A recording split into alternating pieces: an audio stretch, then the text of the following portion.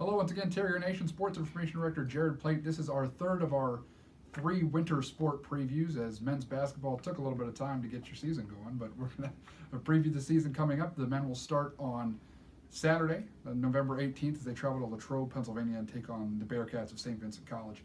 Coach Chris Kibler is joining me. Coach, thank you so much for being here. Thank you. Always a pleasure. So let's just jump right into it. You guys have 11 returning letter winners for the 2017-18 season, including essentially what boils down to 5 starters coming back. This is your first 4-year class as a head coach, so all the guys you brought in during your first year was their freshman year, and you got a chance to see these guys mature. So talk a little bit about that senior class, those senior leaders, and what they're going to bring to the table this year. Yeah, well, it's a great group of guys that get along very well.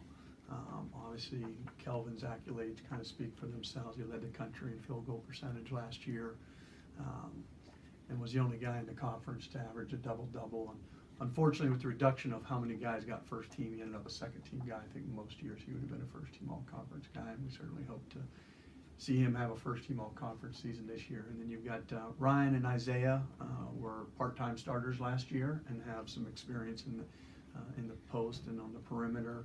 TJ's back as our starting point guard, and Paul is our second leading scorer and leading perimeter scorers back as well. So we look forward to those guys' experience really paying off. So let's talk a little bit more about that experience. You got 5 of your top 7 guys in minutes played are back from a year ago. These are guys that were also part of that 19 and 18 2 years ago, have seen kind of your system start to take shape in the 4 years that you've been here. So talk about what that means, having these guys ride with you the entire way, kind of learning as you go as well as a head coach, and what that means to kind of bring the younger guys along. Yeah. Well, I think that the benefit of that, for the most part, Jared, is just what we're saying, experience. We start practice day one, and the upper class guys know when we say, hey, we're doing our blitz package or we're doing our power package. They know what we're doing, what that terminology means right from day one. And so we're just trying to catch the freshmen up, or any new guys. And the year we went 19-8 happened to be a year where we had a lot of guys back that year as well. We didn't have a lot of freshmen that we had to get caught up. And so there's definitely a lot of benefits to having an experienced team, and leadership-wise as well. So you mentioned Kelvin Jones. Let's talk a little bit about what your big man's going to bring to the table. You mentioned it already that he shot nearly 70% from the field last year, and that's with people that watch the box score don't understand that he was getting double and triple teams sometime during those games. And averaging 17 points and 11 rebounds is nothing to sneeze at as well. Only player in the conference, as you mentioned, to average a double-double last year. So talk about what he means to your offense, what he means to your defense, and what he's going to bring to the table this year. Well, I think obviously he's our MVP. He just does so much, from controlling the boards. He gets a lot of offensive rebounds. He scores a lot of points at the foul line. He can get guys in foul trouble. And as you mentioned, he draws a lot of double teams, sometimes triple teams, and because of that, some guys can get some really good looks if we kind of play through him at times.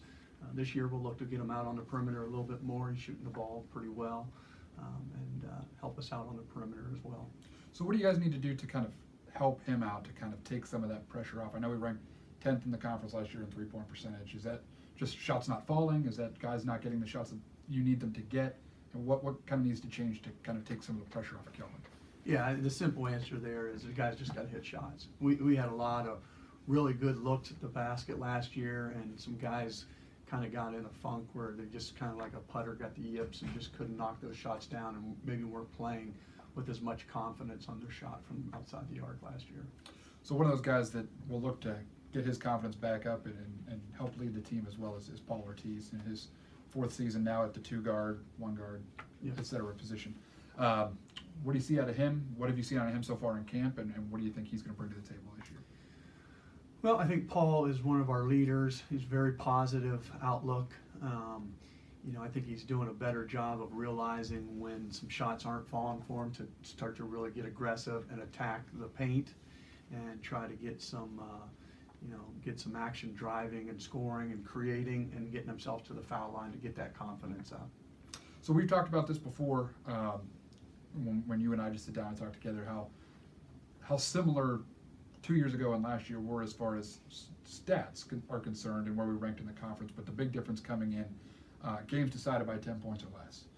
2 years ago, 12-2 in those games. Last year, had more games decided by 10 points or less, but just 5-11 last year. What is the difference in those two seasons, and what was happening that kind of changed the outlook of last year?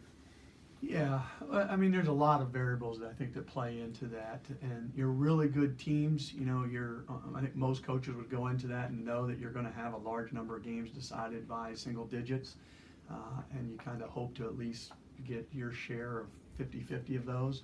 The good teams tend to get a little bit more than 50-50, and the great teams could get more than that. Now, to go 12-2, I'll never see that again in my lifetime. That was a really special year, but you know, what's ironic is that year we went 12-2, Jared, we weren't very good from the foul line. Last year we were good from the foul line, so I'd like to say it was just our free throw shooting, but that wasn't the case. I think more than anything is being able to get big stops and big moments, and certainly J.J. Woodson was a key for us 2 years ago in doing that, and I'm not sure last year we had that standout defensive stopper that we could kind of sick them on their top guy and lock them down a little bit. Well, one of those guys defensively that led your team in steals last year is T.J. Warren. In his second year after transferring in from Notre Dame. Talk about, I know he was a little hobbled by an injury last year. Talk about how he's feeling and what do you expect out of him defensively? Is he going to be that lockdown guy for you this year?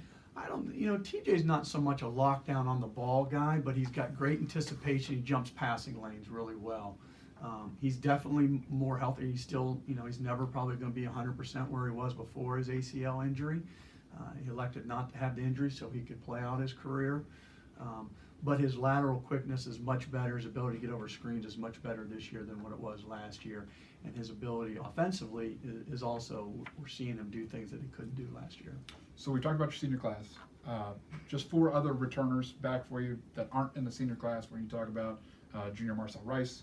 You've got sophomores Brevin Dye, Austin Blatt, and Sherman Dean as well. So talk about what those guys are going to help bring to the table as far as depth is concerned off the bench. Maybe a couple of those guys earning starting roles here in camp so far.